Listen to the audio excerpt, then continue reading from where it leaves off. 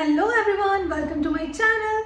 आपको पता ही होगा कि मैं इस चैनल पे एजुकेशन रिलेटेड वीडियोस अपलोड करती हूँ, यूपीएससी बीपीएससी रिलेटेड। एंड अगर आप नए हो तो आप एक बार मेरा चैनल ज़रूर विजिट करना। अगर आप किसी भी कॉम्पिटिटिव एग्जाम की प्रिपरेशन कर रहे हो या सोच रहे हो तो ये चैनल आपके लिए हेल्पफुल हो सकता है, सो जस्ट चेक इट। तो आज की वीडियो होने वाली है, मेरे हर वीडियो में आपको बैकग्राउंड नॉइज ज़रूर आती होगी, तो मैंने सोचा इस वीडियो में आपको बता ही दूँ कि मेरे आसपास पता नहीं कुछ ना कुछ होता ही रहता है। मैं उसके साथ कुछ नहीं कर पाती हूँ क्योंकि मैं नेचुरल लाइट में शूट करती हूँ, तो फिर वो आवाज़ आएंगे ही आएंगे। तो sorry for that, please ignore that. तो ये वीडियो जिस टॉपिक पे होने वाली है वो है बिहार दरोगा रिलेटेड। तो उसके बारे में कुछ चीज़ें मैं बता दूँ आपको। ये जो एग्ज़ाम है उसे कंडक्ट कराता है BPSSC, Bihar police subordinate selection commission. And ये एग्ज़ाम 3 स्टेजेस में होती है, यूपीएससी वाला 3 स्टेज में। इसके 3 स्टेज पढ़ने के बाद मुझे काफ़ी इंटरेस्टिंग लगे एंड आई नो कि आपको भी इंटरेस्टिंग लगने वाला है। तो सबसे पहले मैं आपको छोटी सी स्टोरी बता देती हूँ। जब मैंने यूपीएससी रिलेटेड अपना पहला वीडियो अपलोड किया था अपने चैनल पे, तो मेरे सब्सक्राइबर सबसे पहले जिससे मेरी बात हुई थी, करण ने मुझे सजेस्ट किया कि मैं बिहार दरोगा के लिए ट्राई करूं। लेकिन उस टाइम पे मैं एग्ज़ाम वाले फेज़ में जाने के लिए बिल्कुल भी रेडी नहीं थी, तो मैंने उस पर ध्यान नहीं दिया। अभी रिसेंटली मेरे दूसरे सब्सक्राइबर ने मुझसे पूछा बिहार दरोगा के सिलेबस के बारे में, तो मैंने सोचा कि ओके, मैं एक बार चेक करके उनकी हेल्प करती हूँ। एंड कहीं ना कहीं उसका ये भी कहना था कि मैं एक बार ट्राई करूँ, तो मुझे लगा कि चलो मैं एक बार सिलेबस देखती हूँ। एंड मुझे इसकी सिलेबस इतनी इंटरेस्टिंग लगी।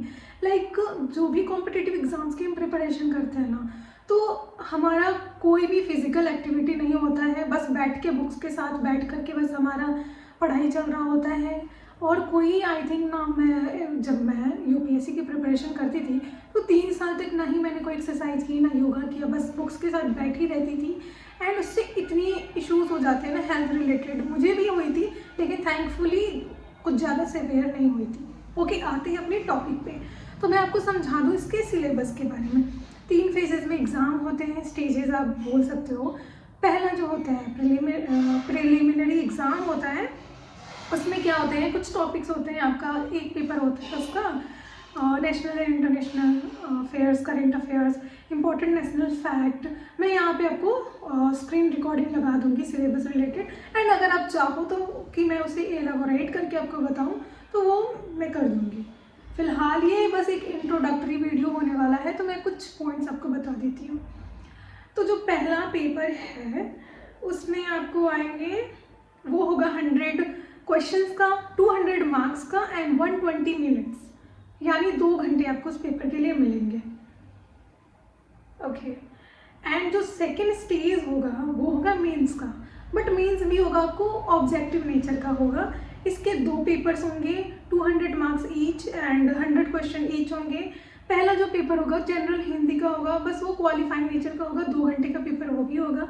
एंड जो सेकेंड पेपर होगा वो जनरल स्टडीज़ का होगा, जिसमें general science, polity, Indian history, Indian geography, maths and mental ability tests होंगे। ये भी 2 घंटे का होगा एंड इसके ही मार्क्स जुड़ेंगे।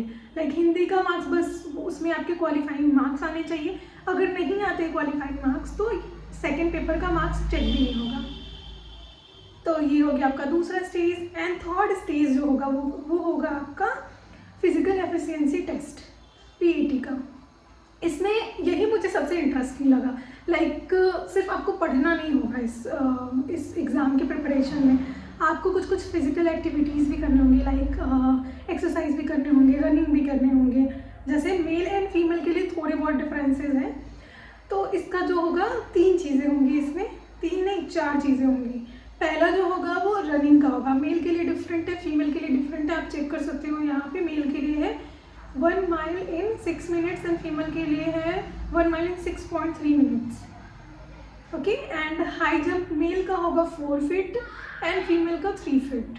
लॉन्ग जंप होगा 12 फीट मेल का एंड फीमेल का 9 फीट। शॉर्ट पुट है ये 16 पाउंड वेट जो होगा वो मैन को, मतलब आपको ना 16 पाउंड का वेट होगा उसको 16 फीट की दूरी पे फेंकना होगा। एंड फीमेल का क्या होगा कि 12 पाउंड का वेट होगा उसको आपको 10 फीट की दूरी पे फेंकना होगा। तो ये 4 आपको एक्टिविटीज़ करके दिखानी होंगी। तो बेसिकली मुझे क्यों इंटरेस्टिंग लगा, इसी टॉपिक की वजह से इंटरेस्टिंग लगा कि आप पढ़ने के साथ साथ आप skipping and all and physical activities like exercise, yoga, इन सब में इन्वॉल्व रहोगे, मोटिवेटेड फील करोगे। तो मुझे काफ़ी इंटरेस्टिंग लगा एंड मैं खुद भी सोच रही हूँ कि एक बार मैं ये पेपर एक्सपीरियंस लेने के लिए इनफैक्ट एक चैलेंज के बेसिस पे ज़रूर सोचूँ देने के बारे में, ताकि मैं फिजिकली भी एक्टिव रहूँगी। क्योंकि घर पे रहने के बाद से क्या होता है ना, कब दिन कब रात हो जाता है, आप खुद पे फोकस ही नहीं कर पाते हो। तो ये एग्ज़ाम मुझे उसमें ज़रूर हेल्प करेगा एंड मैं आपको भी सजेस्ट करूँगी कि एक बार इस पेपर के बारे में ज़रूर सोचो। एंड हाँ, एक और इम्पॉर्टेंट चीज़, इसमें नेगेटिव मार्किंग भी है बट 1/5 होगा। एंड ऐसे वीडियोस अगर आपको और चाहिए या फिर किसी और एग्ज़ाम के बारे में, किसी और एग्ज़ाम के सिलेबस के बारे में आप मुझसे एलेबोरेट डिस्कशन चाहते हो तो आप मुझे कमेंट करके ज़रूर पूछ सकते हो। आई होप कि मैंने सिलेबस रिलेटेड सारी चीज़ें आपको बता दी है एंड अगर आपकी कोई और डाउट है तो मुझसे पूछ सकते हो। एंड हाँ, मैं एंड में एक गाइडेंस भी देना चाहूँगी इस एग्ज़ाम रिलेटेड। आपको ज़्यादा कुछ नहीं करना है, आपको करंट अफेयर्स के लिए स्पीडी आप पकड़ सकते हो, आप उससे पढ़ सकते हो। मैंने यूपीएससी की प्रिपरेशन की है तो मेरा ऑलमोस्ट सिलेबस जो जीएस का है डन है, बस करंट अफेयर्स में मुझे परेशानी आ सकती है। तो अगर आप ऑलरेडी प्रिपरेशन कर रहे हो यूपीएससी का, बीपीएससी का या किसी भी कॉम्पिटिटिव एग्ज़ाम का, तो आप इस पेपर को ज़रूर से देना। मैं ये बात इसलिए कह रही हूँ कि जब मैं यूपीएससी की प्रिपरेशन करती थी तो 3 साल मैंने यूपीएससी के अलावा किसी और चीज़ को देखा ही नहीं। बीपीएससी के बारे में थोड़ा सोचा भी, लेकिन एसएससी या फिर ये बिहार दरोगा के बारे में मुझे आइडिया तक नहीं था।